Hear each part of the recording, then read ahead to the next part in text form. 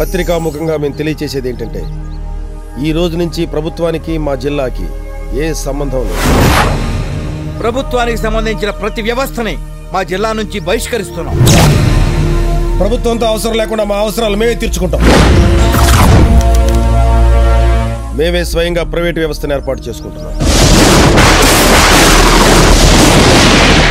ప్రత్యేక దేశంలా ప్రత్యేక ప్రపంచంలా తీర్చిదిద్దబోతున్నాం. పోరు బాటలు రాలిన ఆ నింగి చుక్కలవుదా, నెత్తురు ఏరవుతున్న సమరాన్ని సాగిద్దా. వేగదూడలు సైతం కట్లు తెంచుకున్నై, కొండా కోనావాగు దండు కట్టమన్నై. జింకలు దుప్పులు నీటిలో జిలుగులు నిప్పు కక్కుతున్నై. రాజకీయపు రంకు కొడుకులతో యుద్ధమెప్పుడన్నై. పశులను గాసే పాల బుగ్గలే పదం పాడుతున్నై. మూడు మూరల ముళ్ళ కర్రలే ముందు నడుస్తున్నై.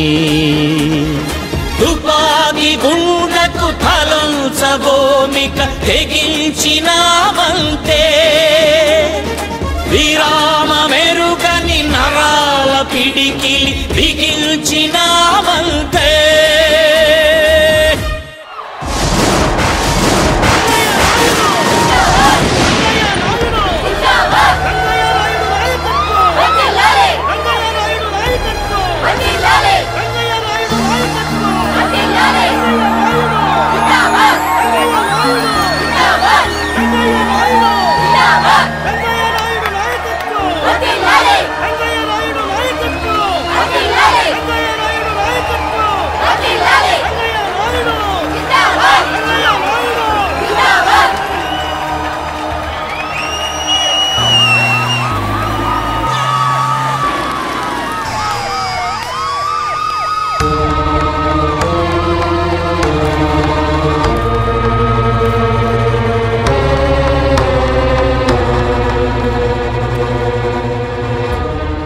ఈ జిల్లాకి ప్రభుత్వానికి సంబంధం లేదని ప్రకటించావు.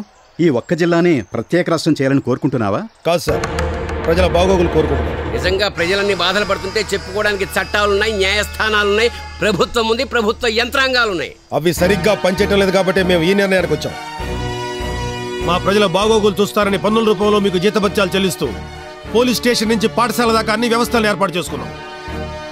కానీ వాటి వల్ల మేము సంతోషంగా లేవు, సుఖంగా లేవు. అందుకే మిమ్మల్ని వద్దనుకుంటున్నాం. ఏ తప్ప? ఇంటి కాపలాగా వాచ్మెన్ పెట్టుకుంటాం, కానీ వాడు కాపలా కాయకుండా నిద్రపోతుంటే ఏం చేస్తాం? అతన్ని పనిలో నుంచి తీసేసి మనమే కాపలా ఉంటాం. ఇంట్లో అంట్లు తోమడానికి పని మనిషిని పెట్టుకుంటాం. చెంబు తప్పేళా ఎంగిలి పళ్ళాలు సరిగ్గా కడక్కపోతే ఏం చేస్తాం? పని మనిషిని తీసేసి మనమే తోముకుంటాం. అసలు మీరంతా సక్రమంగా పనిచేస్తుంటే ఇలా రోడ్డెక్కే కర్మ మాకెందుకండి? అరే, చట్టం అందరికీ సమానం అంటారు. నిజంగా సమానంగా పనిచేస్తుందా?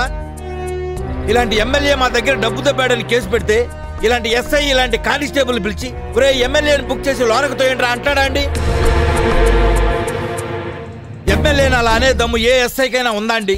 ఎమ్మెల్యే రాగానే టక్కుమని కుర్చీలోంచి లేచి సెల్యూట్ చేసి రండి ఎమ్మెల్యే గారు అని కూర్చోబెడతాడు. అదే ఒక రిక్షావాలా చిల్లర కేసు మీద స్టేషన్కి వస్తే రండి రిక్షావాలా గారు అని షేక్ హ్యాండ్ ఇచ్చి కుర్చీలో కూర్చోబెడతాడా అండి? చెంప పగల కొట్టి సెల్లో తోస్తాడు. ఆ లెవెల్లో అన్ని డిపార్ట్మెంట్స్ చెడిపోయినాయి సార్. వ్యవస్థలో చిన్న చిన్న లోపాలున్నాయని ప్రైవేట్ వ్యవస్థలు ప్రారంభించడం రాజ్యాంగ విరుద్ధం మిస్టర్ రంగనాయుడు. ప్రైవేటు వ్యవస్థల ముందు మేం ప్రారంభించలేదండి, ప్రభుత్వాలే ప్రారంభించాయి. ప్రభుత్వ స్కూళ్ళు ఉన్నప్పుడు ప్రైవేట్ స్కూళ్ళకి అనుమతి ఇచ్చింది ఎవరు? ప్రభుత్వం కాదా? ప్రభుత్వ హాస్పిటల్స్ ఉన్నప్పుడు ప్రైవేట్ హాస్పిటల్స్కి పర్మిషన్ ఇచ్చింది ఎవరో? ప్రభుత్వం కాదా? ప్రభుత్వ బస్సులు ఉన్నప్పుడు ఆర్టీసీ వాళ్ళ బస్సులు ఉన్నప్పుడు ప్రైవేట్ బస్సులకి అనుమతి ఇచ్చింది ఎవరు? ప్రభుత్వం కాదా? అంటే ప్రభుత్వం నడిపే స్కూళ్ళు, హాస్పిటల్స్, బస్సులు సరిగా పనిచేయడం లేదనేగా? సరిగ్గా పనిచేస్తే ఏ ఒక్క ఎమ్మెల్యే కొడుకైనా పలకా బలపం పట్టుకుని వీధి బడిలో చదువుకోవాలి కదా. చదువుకుంటున్నాడా? ఏ మంత్రి గారి భార్యా బిడ్డలకో గుండె జబ్బో గొంతు నొప్పో వస్తే మా ప్రజల్లాగే ప్రభుత్వ ఆసుపత్రుల్లో జాయిన్ అయ్యి జనరల్ వార్డులో పడుకుంటున్నారా? జనరల్ వార్డులో పడుకుంటున్నారా? గుండె మీద చేసుకుని చెప్పండి సార్. పోనీ మేము చేసింది తప్పని ముఖ్యమంత్రి గారిని చెప్పమనండి. చంపలేసుకుని దుకాణం సర్దేసి ఎవరిళ్ళ కాళ్ళు వెళ్ళిపోతాం. నమస్కారం మీ అందరికీ.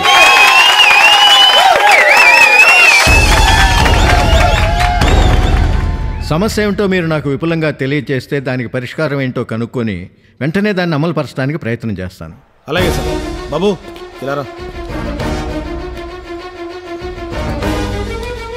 బాబు ఆ కొత్తగా వేసిన తారుడు మీద కొంచెం పాసిపోయినానా?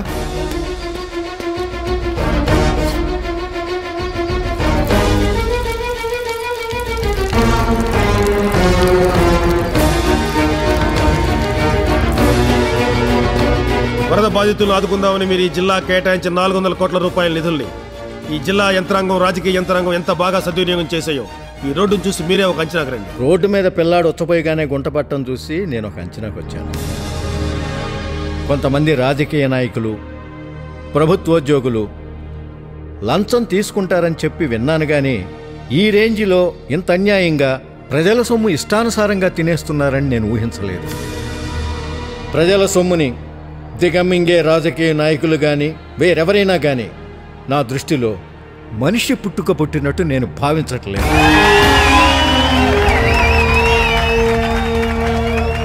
కలెక్టర్ గారు. Yes sir. నిధులు దుర్వినియోగం అయినట్టు తెలుస్తోంది. వెంటనే ఎంక్వైరీ చేసి వారం రోజుల లోపల నాకు రిపోర్ట్ పంపాల్సిందిగా మిమ్మల్ని నేను కోరుతున్నాను.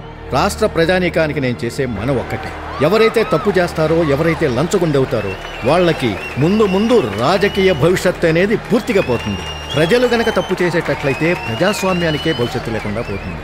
దయచేసి మీరు ఓర్పు వహించి నాకు మరొక అవకాశం ఇవ్వాల్సిందిగా మిమ్మల్ని ప్రత్యేకంగా కోరుతున్నాను. జరిగిన తప్పులు దిద్దుకోలేకపోయినట్లయితే నేను కూడా రాజకీయ సన్యాసం చేసి మీలో ఒకటిగా ఉంటాను.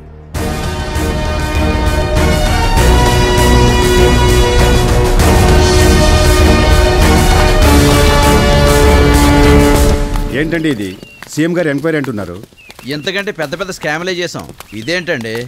ఇలాంటి స్కాములు జరిగినప్పుడల్లా ప్రతిపక్షం నోరు మూయడానికి సిబిఐ ఎంక్వైరీ అంటాం, సిఐడి ఎంక్వైరీ అంటాం, ప్రత్యేక కమిషన్ అంటాం, నిజ నిర్ధారణ కమిటీ అంటాం, రిటైర్డ్ చేస్తే ఎంక్వైరీ అంటాం. అవన్నీ అలా జరుగుతూనే ఉంటాయి. ఇది అంతే. స్కామ్లన్నీ ఏళ్ల తరబడి నడుస్తూ ఉండాలంటే ముఖ్యమంత్రి కూడా మనలాగే ప్రజల సొమ్ము తినేవాడై ఉండాలి. కానీ ముఖ్యమంత్రి ప్రజల మనిషి, ప్రజలకు తప్ప మరెవరికి భయపడ్డు. నయానో భయానో ఆ రంగయ్యనాయుడు నోరు మూయిస్తే తప్ప మనమందరం ఈ కేసు నుంచి బయటపడలేము. సాయంత్రం ఒకసారి బంగ్లాకు తీసుకురండి. బాధ్యత గల ప్రతిపక్షంగా డిమాండ్ చేస్తున్నాం. ఈ ప్రభుత్వం ఉండడానికి ఇల్లేదు, ఈ ముఖ్యమంత్రి ఉండడానికి ఇల్లేదు. ఎందుకు వీల్లేదండి? చిన్న పిల్లోడు వచ్చి రోడ్డు మీద చిల్లిపడింది. అదే గ్యార పోస్తే ఏం జరిగి ఉండేది? పెద్ద గొయ్యి పడేది. అందుకే ఈ ముఖ్యమంత్రి ఉండడానికి లేదు, ఈ ప్రభుత్వం ఉండడానికి లేదు. ఎక్కడో చిన్న ఊర్లో ఉన్న తార్ రోడ్ డ్యామేజ్ అయితే రాజధానిలో ఉన్న ముఖ్యమంత్రి గారు ఏం చేస్తారండి? ఇవన్నీ సీఎం చూసుకోవాలండి. పొద్దున్నే నిద్రలేచి చేతిలో సెల్ ఫోన్ పట్టుకొని 8 కోట్ల మందికి రోజు ఫోన్ చేయొద్దు. ఏమండి బాగున్నారా, ఏమండి బాగున్నారా, ఏమండి బాగున్నారని 8 కోట్ల మందిని రోజు పలకరించొద్దు. పేరు పేరున పలకరించాలా? సీఎం గారు రోజు 8 కోట్ల మందితో సెల్ ఫోన్ లో మాట్లాడడం ఎలా కుదురుతుందండి? అంటే పిల్లలతోనే మాట్లాడతాడా? తనకు కావాల్సిన వాళ్ళతో మాట్లాడతాడా? వీల్లేదు. ప్రతిరోజు 8 కోట్ల మంది ప్రజలతో సెల్ ఫోన్ లో పేరున మాట్లాడాల్సిందే. మీరైనా రోజు 8 కోట్ల మందితో ఎలా మాట్లాడతారండి? నన్ను ముఖ్యమంత్రిని చేసి చూడండి. ఒక్కొక్కరితో ఒక్కసారి కాదు 3 సార్లు చొప్పున 8 కోట్ల మందితో 3 8 24 కోట్ల ఫోన్లు చేస్తా డైలీ. అట్లా చేయలేకపోతున్నాడు కాబట్టి ఈ ముఖ్యమంత్రి ఉండడానికి లేదు, ఈ ప్రభుత్వం ఉండడానికి లేదు. ప్రతిపక్షంగా ఇదే మా ప్రధాన డిమాండ్. ముఖ్యమంత్రిని దింపేయటమే మా ప్రధాన డిమాండ్. మళ్ళీ అధికారంలోకి వచ్చే వరకు ఇదే మా ప్రధాన డిమాండ్.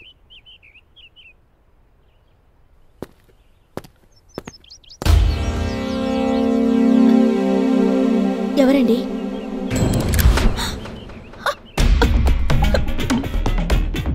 దుర్గను మాట్లాడుతున్నా. కిడ్నాప్ కాదురా కుయ్యా. నీ పెళ్ళాన్ని డైరెక్ట్ గా నీ ఇంటి నుంచే ఎత్తుకొచ్చాం. 5 నిమిషాల్లో నా ముందుండాలా? చెప్పింది వినాలా? నీ పెళ్ళాన్ని రేప్ చేస్తా. మా వాళ్ళందరితో కూడా రేప్ చేయిస్తా. వ్యభిచార కొంపల్లో అమ్మేస్తా. ఏం చేయాలి?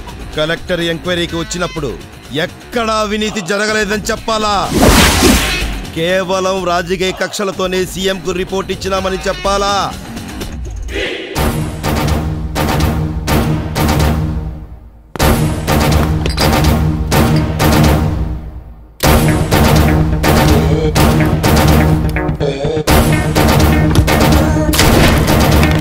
నువ్వు నా గ్లాసులో ఐసు వేస్తే కరిగిపోతాననుకున్నావేమో.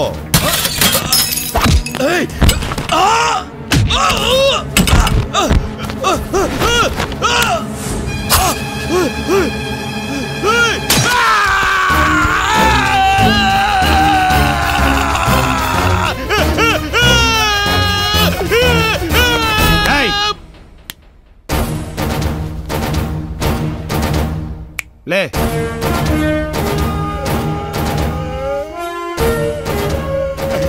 నీ అసలు భవిష్యత్ అంతా ప్రస్తుతం ఐస్ బాక్స్ లో ఉంది. మనిషికి ఒక కన్ను పోతే ఇంకో కన్ను ఉంటుంది, ఒక చెయ్యి పోతే ఇంకో చెయ్యి ఉంటుంది, ఒక కాలు పోతే ఇంకో కాలు ఉంటుంది. ఒక చెవు పోతే ఇంకో చెవు ఉంటుంది, ఒక పన్ను పోతే ఇంకో పన్ను ఉంటుంది. కానీ దానికి మాత్రం ఆల్టర్నేటివ్ లేదన్నా. అన్నా ఇప్పుడే అక్కని తీసుకొని వస్తాను. నాయుడు గారిని అన్న అని ఆయన భార్యను అక్క అంటావా? ఇదే వరుస తప్పుడు నా కొడక. కింద జరిగిన దానికి పైన మైండ్ దొబ్బింది బావా. ఇప్పుడే వెళ్ళి తీసుకొస్తాను బావా. వెళ్ళొస్తా. ఇందులో ఉన్న నీ ప్రాపర్టీ గంట మాత్రమే పనిచేస్తుంది. గంటలోగా నువ్వు మా ఆవిడ నాకు అప్పగిచ్చి హాస్పిటల్లో చేరాలి. అప్పుడే నీకు ప్లాస్టిక్ సర్జరీ చేసి నిన్ను మొగాడిని చేస్తారు. గంట దాటితే చూడు పిన్నమ్మ పాడు పిల్లాడు పైన పైన పడతానంటాడు.